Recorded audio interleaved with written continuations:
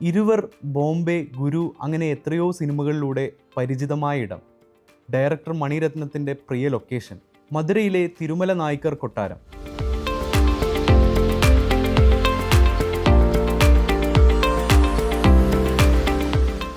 സ്ക്രീനിൽ മാത്രം കണ്ട സ്ഥലം നേരിട്ട് കാണാനുള്ള ആവേശത്തിൽ ഞങ്ങൾ യാത്ര തിരിച്ചു. വാസ്തുശില്പകലയുടെ മഹത്തായ മാതൃക. മധുരയിലെ നായിക് ഭരണാധികാരികളിൽ ഏറ്റവും മഹാനായ തിരുമല നായ്ക്കർ 1636 സിർക്കിയിൽ നിർമ്മിച്ചതാണ് ഈ രാജകീയ കൊട്ടാരം.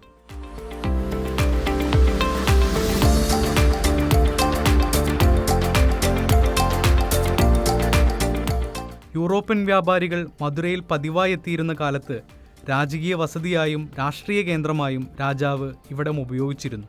അന്ന് തിരുമല താമസിച്ചിരുന്നതും കോടതി വഹിച്ചിരുന്നതുമായ പ്രധാന ഭാഗമാണ് ഇന്ന് നാം കാണുന്ന കെട്ടിടം. യഥാർത്ഥ കൊട്ടാര സമുച്ചയം ഇന്നുള്ളതിനേക്കാൾ 4 ഇരട്ടി വലുതായിരുന്നെന്നാണ് വിവരം.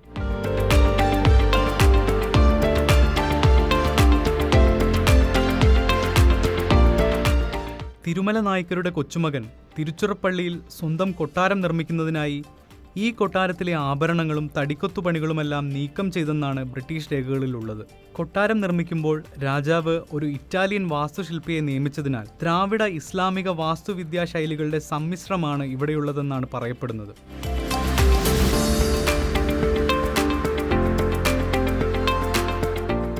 എന്നാൽ കൊട്ടാരത്തിൻ്റെ യഥാർത്ഥ ശില്പിയാരെന്ന് ഒരു ചരിത്രരേഖകളിലും രേഖപ്പെടുത്തിയിട്ടില്ല. ഏകദേശം 82 അടി ഉയരവും 19 അടി വീതിയുമുള്ള തൂണുകൾ, 41,979 ചതുരശ്ര അടി വിസ്തീർണമുള്ള മധ്യഭാഗത്തെ മുറ്റം. അങ്ങനെ ചുറ്റി നടന്ന് കാണാനും വിശ്രമിക്കാനും ചിത്രങ്ങൾ എടുക്കാനുമൊക്കെ ഇവിടെ ഒരുപാട് സ്ഥലങ്ങളുണ്ട്.